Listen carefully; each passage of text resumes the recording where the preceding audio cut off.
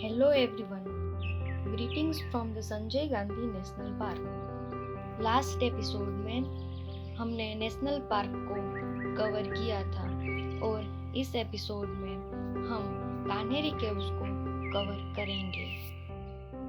Sanjay Gandhi national park का एक लंबा इतिहास रहा है जो ईस्वीसन पूर्व चौथी शताब्दी का है। प्राचीन भारत में सोपोरा एंड कल्याण के आसपास दो पोर्ट थे जो ग्रीस एंड मेसोपोटामिया जैसी प्राचीन सभ्यताओं के साथ व्यापार करते थे। दोनों पोर्ट के बीच का 45 किलोमीटर का रास्ता इस जंगल से गुजरता था। आजादी के पहले पार्क कृष्णागिरी राष्ट्रीय उद्यान के नाम से जाना जाता था।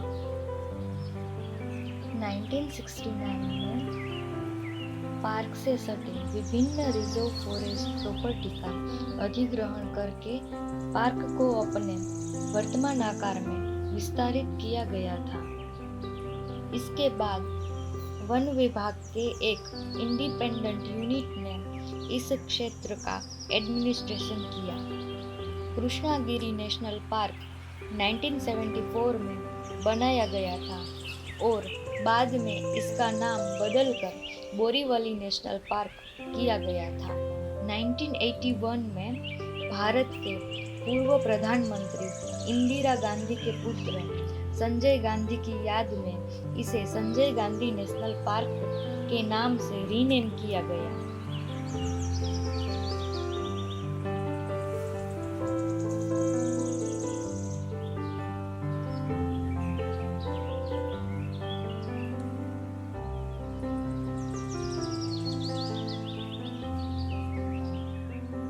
And finally, I reached Kanhen Caves.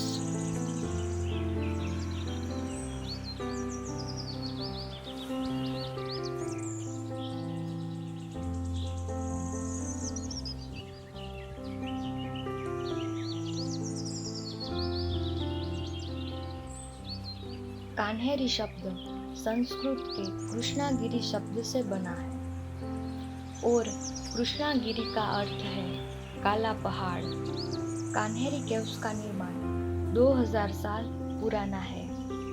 यहाँ पे अराउंड 102 केव्स है जो आर्कियोलॉजिकल डिपार्टमेंट द्वारा संरक्षित है। यहाँ आप बुद्ध और बोधिसत्व के शानदार अवशेषों को इतने सालों बाद भी देख सकते हो। उन्होंने वहाँ की बड़ी बड़ी चट्टानों से केव्स का निर्माण किया था। इसमें बौद्ध मूर्तियाँ, नक्काशी पेंटिंग और शिलालेख शामिल है। उनकी ये स्थापना कई व्यापार केंद्रों से भी जुड़ी हुई थी जिसमें सोपारा, कल्याण, नासिक, पैठण और उज्जैन के पोर्ट शामिल थे। जब तक ये एरिया मौर्य और कुषाण साम्राज्यों के शासन के अधीन था तब तक कान्हेरी एक विश्वविद्यालय केंद्र था।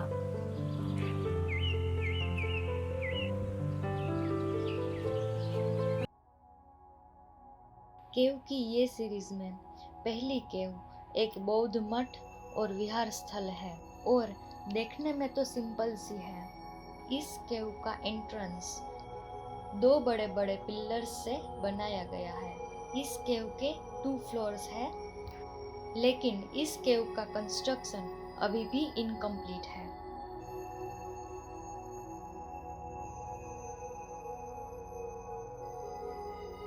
ये लंबी सी केव नंबर 2 जिसमें 3 डगोबा है जिसमें बौद्ध मॉन्क्स के अवशेष रखे गए हैं। डगोबा के पीछे की दीवार पर और दोनों साइड मूर्तियां आकृत की गई हैं।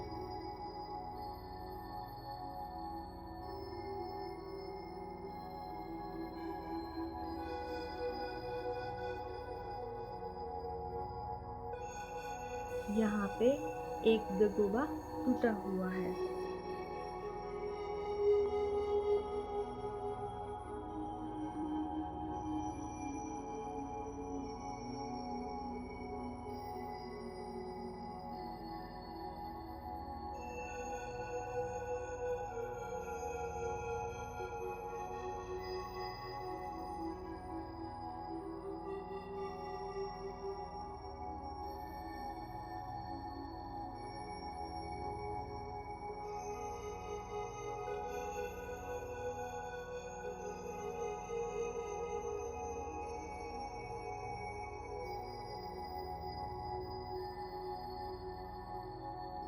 केव्स को स्थायी मठों में कन्वर्ट करने के बाद उनकी दीवारों पर बुद्ध और बोधिसत्व की जटिल नक्काशी की गई थी। उसमें ज्यादातर गुफाएं बुद्धिस्ट विहार थी, जो रहने, अध्ययन करने और ध्यान करने के लिए थी।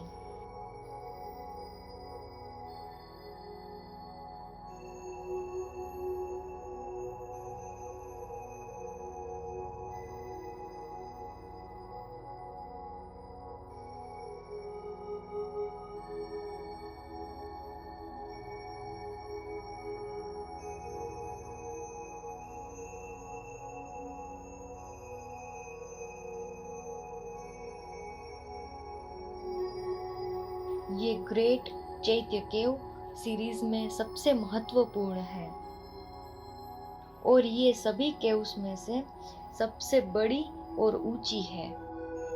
यहाँ पे यज्ञश्री शतकर्णी का एक शिलालेख है, जिसका रेफरेंस केव नंबर 81 में मिलता है। ये शिलालेख इतना इंटीग्रल है और ये दर्शाता है कि ये केव का निर्माण 170 सीई में हुआ होगा।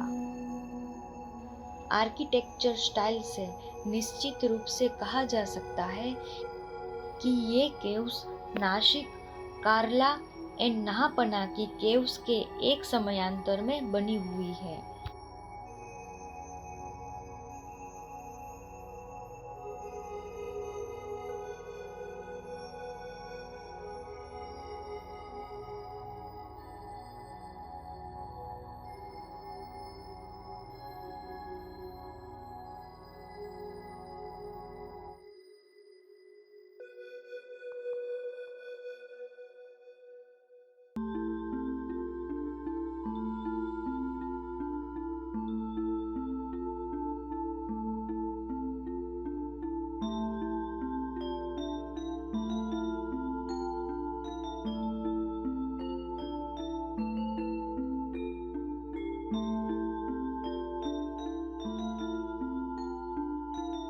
वरांडा के दोनों तरफ भगवान बुद्ध की 23 फीट ऊंची प्रतिमा आकृत की गई है, जिसको केव के कुछ समय बाद बनाया गया था। ये मूर्तियों की पोशाक महान शतकर्णियों के युग की है। उस समय के पायल और झुमके काफी भारी होते होंगे और उनमें से कुछ तिरछे भी हैं। और देखो, पगड़ी भी बहुत सावधानी से गढ़ी गई है। पोशाकों की ये शैली आपको इसी गुफा में देखने को मिलेगी और किसी गुफा में ऐसी शैली नहीं दर्शाई गई है।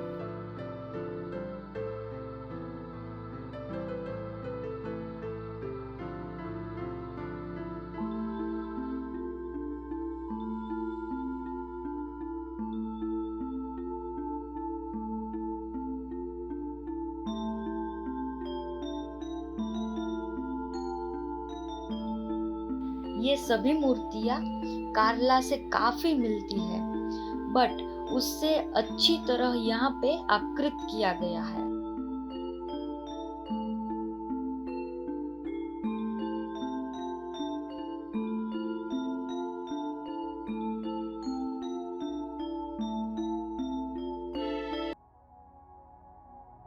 ये मंदिर 86 फीट लॉन्ग और 40 फीट वाइड है और यहाँ पे दगोबा के चारों ओर 34 स्तंभ है। स्तंभ का आकार अष्टकोणीय है। 15 स्तंभ के ऊपर बेहद खूबसूरत नक्काशी और मूर्तिकला की गई है और बाकी के पिलर्स प्लेन है। दगोबा का डायामीटर लगभग 16 फीट है।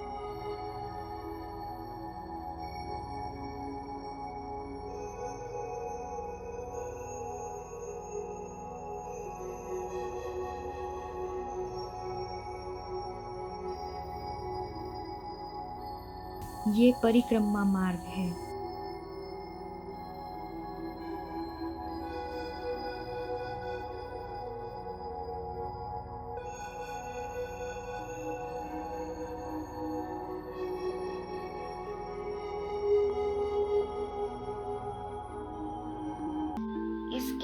राइट साइड पर केव नंबर 2 है और लेफ्ट में केव नंबर 4 है। बीच में ये ग्रेट चैत्य केव जो उस दोनों केव के बाद बनाई गई थी।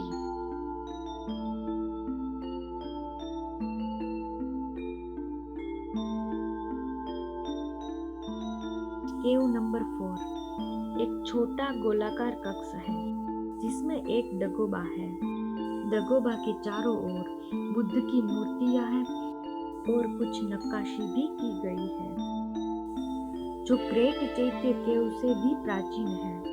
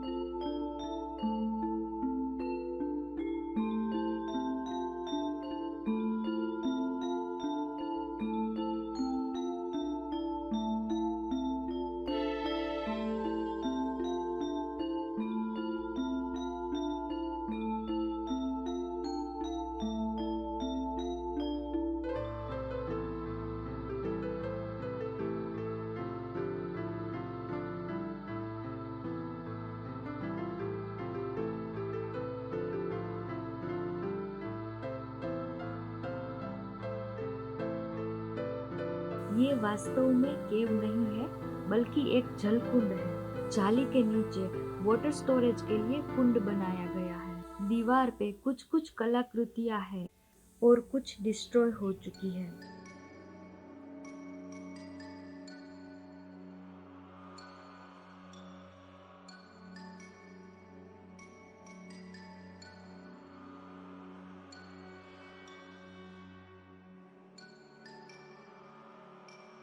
ये केव बुद्धिस्ट मॉन्क्स के रहने के लिए होंगी। अंदर और बाहर पत्थर की बेंच जैसा बनाया गया है और सामने का व्यू इट इज मार्वलस।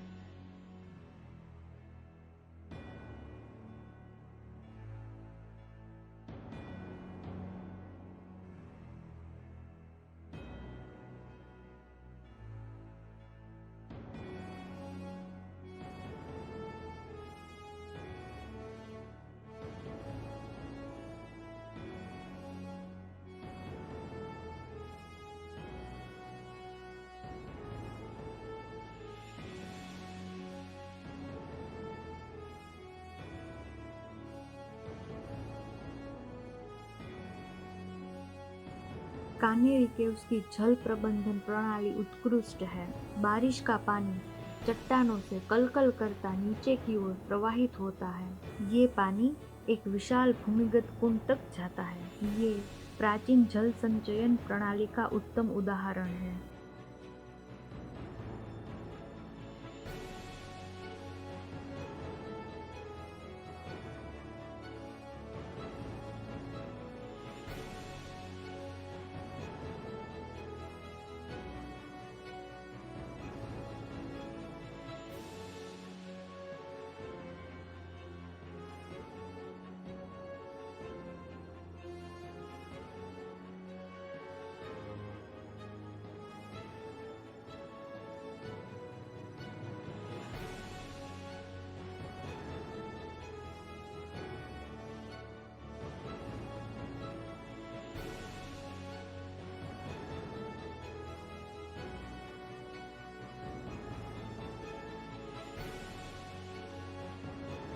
इसमें एक महत्वपूर्ण शिलालेख है।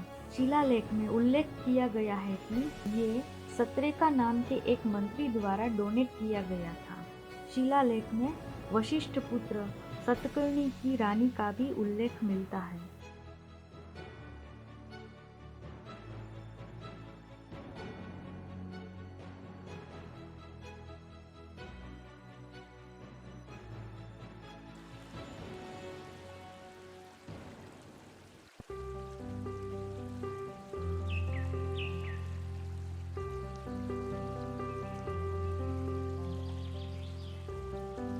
ये केव मोस्टली डिस्ट्रॉय हो चुकी है और दिखने में एक प्राकृतिक केव जैसे लगती है।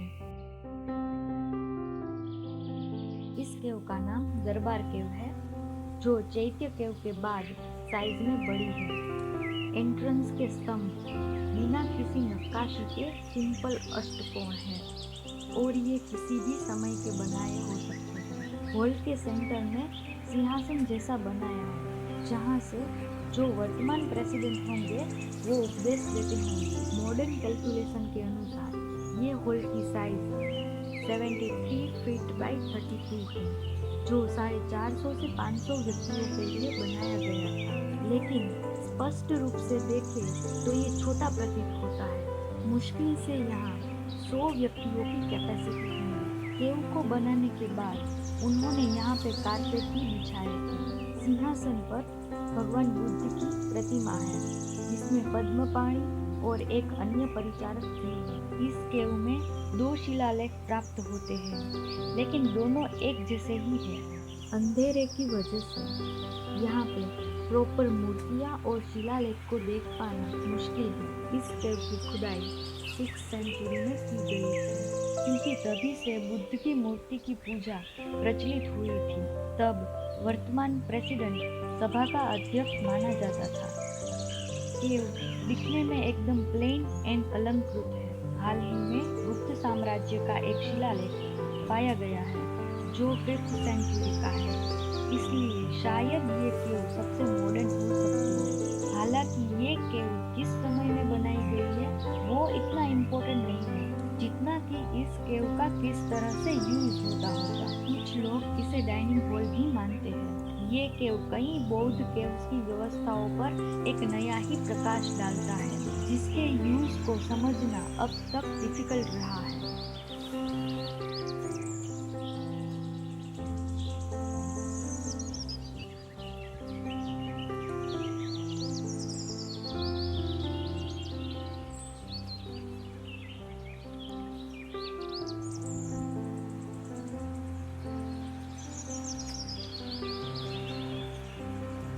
सामने जो केव्स हैं वो सभी थोड़ी बहुत डिस्ट्रॉय हो चुकी है, इसलिए वहां जाने का रास्ता बंद है।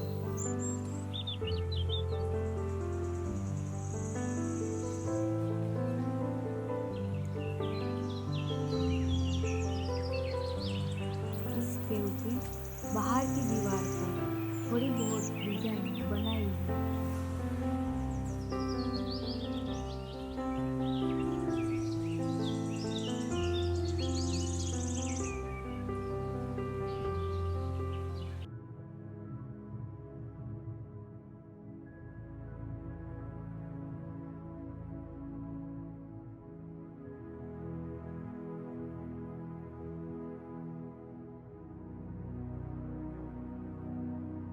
इस केव का एंट्रेंस अलग है। स्तंभ स्क्वायर शेप के हैं और उस पर की गई नक्काशी भी डिफरेंट है।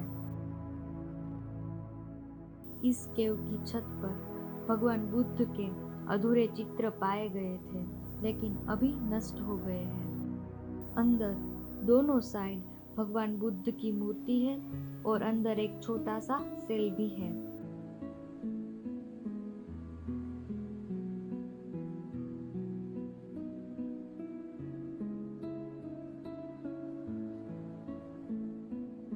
इतने बड़े पत्थर को काटना और उसमें से केव का निर्माण करना किसी भी देखने वाले को आश्चर्यचकित कर देगा।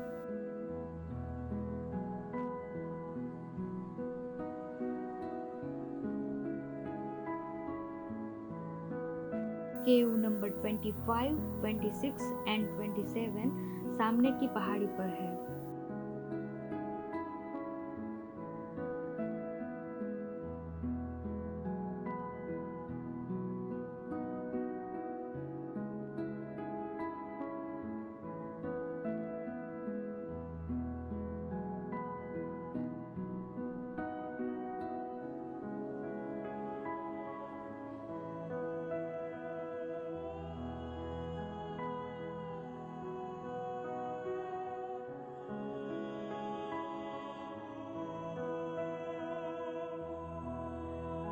ये विहार केव में लार्ज एडवांस्ड पोर्च है। पिलर्स की कटिंग ऊपर से राउंड और नीचे से स्क्वायर शेप में है। ऐसे पिलर्स एलिफेंटा में भी देखने को मिलेंगे। हॉल के डोर पर रॉक कटिंग की गई है। सामने की दीवार पर वाइट कलर जैसा जो दिख रहा है, वहाँ पर भगवान बुद्ध की पेंटिंग की गई थी। उनके कुछ अवशेष बचे हुए हैं।